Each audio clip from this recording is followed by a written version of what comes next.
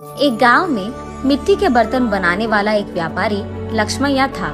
वही उसके परिवार का व्यापार था।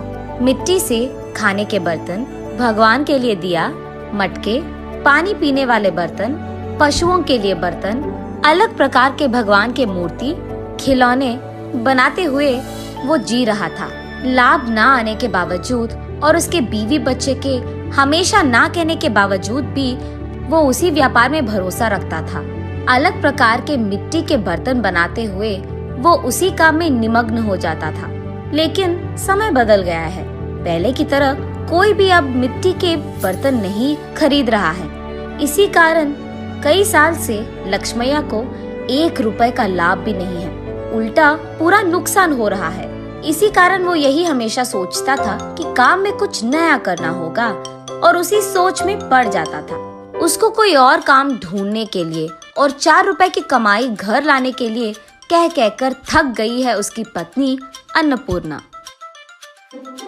और उसके बच्चे, आज के दिन में कौन खरीदेगा पापा ये आपके मिट्टी के बर्तन?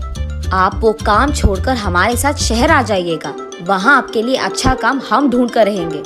ऐसे भी बहुत बार बोलकर देख चुके हैं, फिर भी नहीं माने लक्ष्मैया, और इस कारण बच्चे लक्ष्मैया से कुछ कहना भी बंद कर दिए। एक दिन लक्ष्मैया धूप में काम कर कर के थक कर वही मौजूद मिट्टी के मटके में से पानी लेकर पी रहे होते हैं। हाँ, इस गर्मी के मौसम में ठंडे पानी के लिए मिट्टी के मटके रखते थे।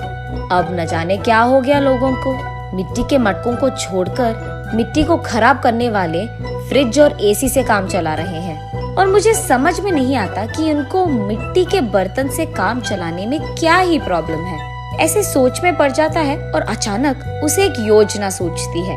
तुरंत उसके बीवी के पास जाकर ऐसे कहता है, सुनो, मुझे एक अच्छा योजना सूझा है। क्या है वो? अगर हम मिट्टी से फ्रिज तैयार करें तो कैसे रहेगा?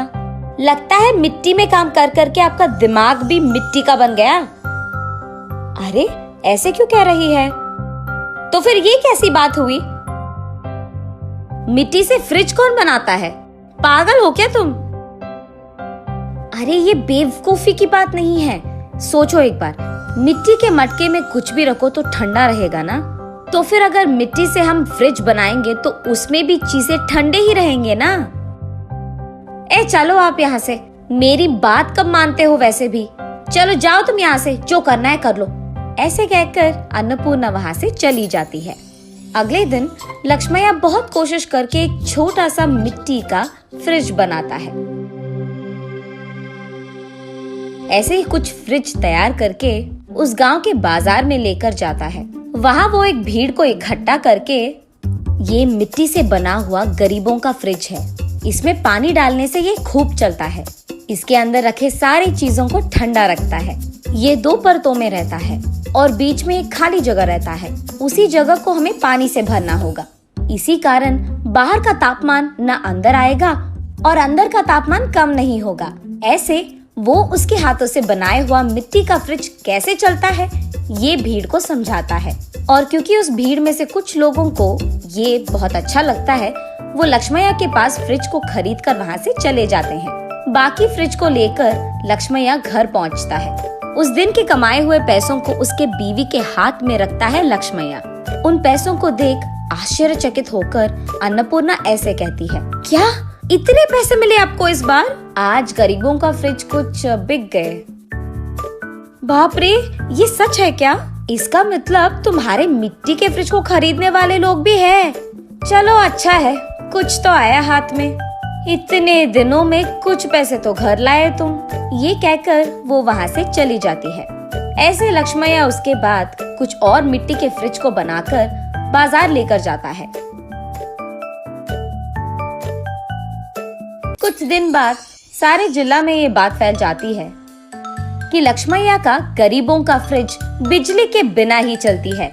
इस कारण लोग सारे लक्ष्मैया के घर सीधा पहुंचकर गरीबों के मिट्टी का फ्रिज खरीदकर वहां से चले जाते थे। इसी कारण एक ही झटके में लक्ष्मैया का व्यापार बहुत बढ़ जाता है, लाभ भी मिलते हैं और काम करने के लिए लक्ष्मैया उसके नीचे कुछ लोगों को नौकरी भी देता है।